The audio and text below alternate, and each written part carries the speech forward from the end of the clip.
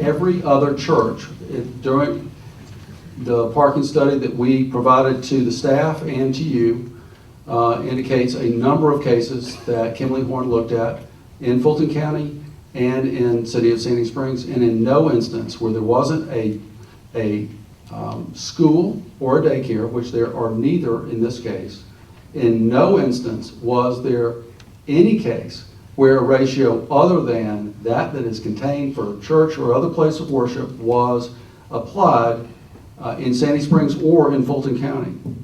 So all we are asking you to do is to apply your own ordinance. The church did buy this property. They bought the property with their eyes wide open.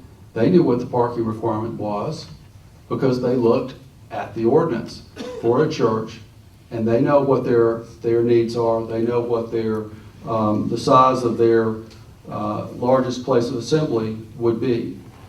Kimley Horn did do a parking analysis.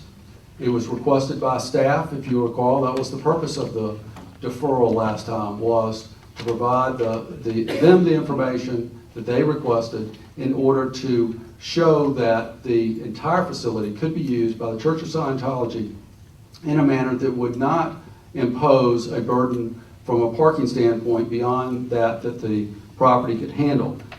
Kimley Horn, a national engineering firm, performed that study on the behalf of Church of Scientology, and they found that in Nashville, that even though in Nashville it has 4 times the staff and 5 times the membership of the current Dunwoody site, that in Nashville the requirement would be 1 space per 927 square feet, which would leave a 52.55% surplus, even after you gross it up for the seasonal variation and after you apply a 10% factor for a buffer, which the parking analysis consultants like to do.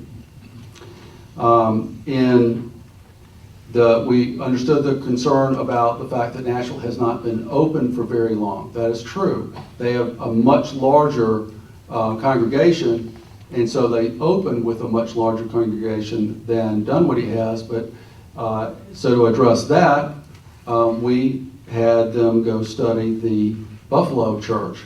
And in that case, they had 3 times the active membership as Dunwoody and 3 times the staff. Now, we did not have that in time to get it to you in time for your consideration, but you can but know that that is in fact been verified. And in that case, if you applied that to the Atlanta location, that would require 29 spaces. In Nashville, the code, they looked at the code, and the code in Nashville would have required 27 spaces.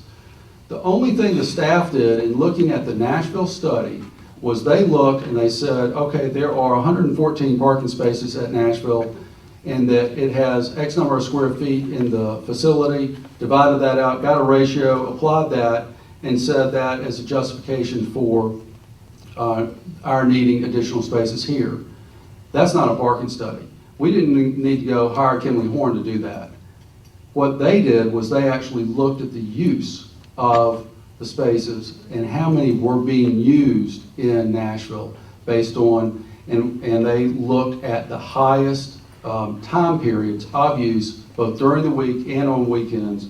That is the way you conduct a parking study, and that's what Kimley Horn did for us. Again, what we are asking for you to do is to apply your own ordinance. Okay, thank you.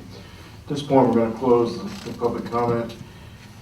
Nancy, have you and the staff had the opportunity to review Mr. Adams' presentation prior to this evening? No, sir. So that was not, you were not able to take any of that into consideration? The issue that the staff has and the issue that we continue to have over parking is the question of what is the actual maximum use that is anticipated for each of these buildings. We really don't know how close to capacity the Nashville facility is. We know what they're doing right now, and we understand that. This is a point in time. And what we're trying to understand here is what the situation would be in the long run. And we don't have that yet. I'm not suggesting to you that additional information might not be helpful, and some of what Mr. Adams gave us tonight might be helpful as well, but I don't know that we're there yet. Okay, then for purposes of our deliberation, you've not seen that. It's not part of our package. No, So we really can't take that into consideration in our deliberations this evening. not at this time. Okay, thank you. All right, Planning Commission, it's up to y'all. Who wants to go first? I'll be happy to start. Mr. Chairman, I appreciate Mr. Adams' presentation because I now have a better understanding of what the use of this building, how it will be used, when it will be used, and the magnitude. I have a little bit of a problem with his counselors and stating that it'll only be used half-time, where it potentially can be used full-time. Every one of those rooms could be filled up. So I'm having, I appreciate his presentation, but I really think that the staff is right on with this one, and I'm going to go with the staff. Mr. Rupner? I would agree. I think the point I picked up is, despite the outline of how the building operates, there's no numbers of people. There was no quantitative or information in terms of how many people are going to be there. Mr. Porkin? I'm not exactly sure how the church is used. And I don't know whether Don, Mr. Adams... I'm not sure either, but I have a little better idea. I had I no do. clue until this Yeah, and conversation. I'm trying to understand that the sanctuary is not the main assembly for the purposes of the church, is what I got from both Mr. Adams' presentation as well as, I guess, somebody from the rebuttal. And with the counselors and how they go through, I guess, the way